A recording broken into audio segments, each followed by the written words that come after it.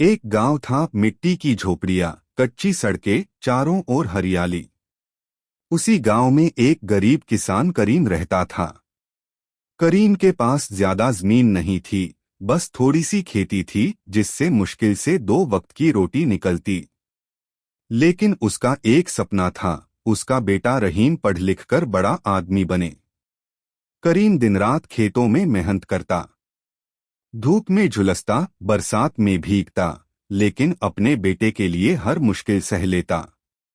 कभी कभी पेट खाली रह जाता, लेकिन रहीम को भूखा नहीं रहने देता। गांव के लोग मजाक उड़ाते, करीम तेरा बेटा पढ़ लिख कर क्या कर लेगा, खेती करेगा जैसे तू कर रहा है। लेकिन करीम मुस्कुराकर कहता, मेरा बेटा जरूर कुछ बड़ा करेगा, इंशाअल्लाह। रहीम बचपन से ही तेज था, किताबों से उसे प्यार था। गांव के मास्टर भी उसकी तारीफ करते। करीम अपने बेटे को स्कूल भेजने के लिए बैल बेच देता, कभी खेत गिरवी रख देता, मगर बेटे की पढ़ाई नहीं रुकने देता। साल बीतते गए। रहीम ने पढ़ाई में कमाल कर दिखाया। उसने शहर की बड़ी यूनिवर्सिटी में दाखिला पा लिया। गरीब बाप का सीना गर्व से चौड़ा हो गया। गांव में हर जगह चर्चा थी, करीम का बेटा शहर जाकर पढ़ रहा है। करीम ने अपनी बूढ़ी हड्डियां झोंक दी, बेटा शहर में अच्छे से पढ़ सके। रहीम ने पढ़ाई पूरी की और शहर में एक बड़ी कंपनी में नौकरी पाली। अब उसके पास अच्छा घर था, गाड़ी थी, पैसे थे। लेकिन जैसे जैसे रहीम की जिंदगी बदलती गई, उसका दिल भी बदलता गया।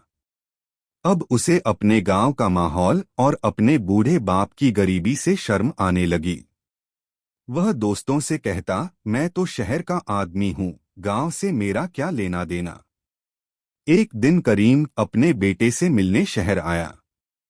पसीने से भीगा हुआ, पैदल चलकर, फटे कपड़े पहने, चेहरे पर थकान लेकिन आंखों में बेटे की याद लिए। दरवाजा बजाया। रहीम ने दरवाजा खोला। अपने बूढ़े बाप को देखकर चौंका। अब्बा, आप यहाँ कैसे आ गए? पहले बताना चाहिए था। करीम ने मुस्कुराकर कहा, बेटा तुझे देखने का मन था, सोचा तुझे गले लगा लूं। लेकिन रहीम ने दोस्तों की नजरों में अपनी इज्जत जाने के डर से बाप को घर के अंदर बुलाने से मना कर दिया। उसने गुस्से से कहा, अब्बा, आप इस हालत में मेरे घर क्यों आ गए? मेरे दोस्त मजाक उड़ाएंगे। आप गांव ही रहो, मुझे बदनामी मत दिलाओ। यह सुनकर करीम का दिल टूट गया। आंखों में आंसू आ गए। उसने कांपते हाथों से बेटे के सिर पर हाथ रखा और बोला, बेटा अल्लाह तुझे हमेशा खुश रखे, तुझे कभी कमी न हो। लेकिन जाते जाते उसके दिल से बद्दुआ भी निकल गई। जिस तरह तूने अपने बाप की इज्जत नहीं की, लोग तुझे भी कभी इज्जत नहीं देंगे। दिन बीतते गए। रहीम के पास सब कुछ था, पैसा, गाड़ी, बड़ा घर। लेकिन जब भी वह लोगों के बीच जाता, लोग उसे सम्मान नहीं देते। दोस्त उसके काम निकालकर छोड़ देते।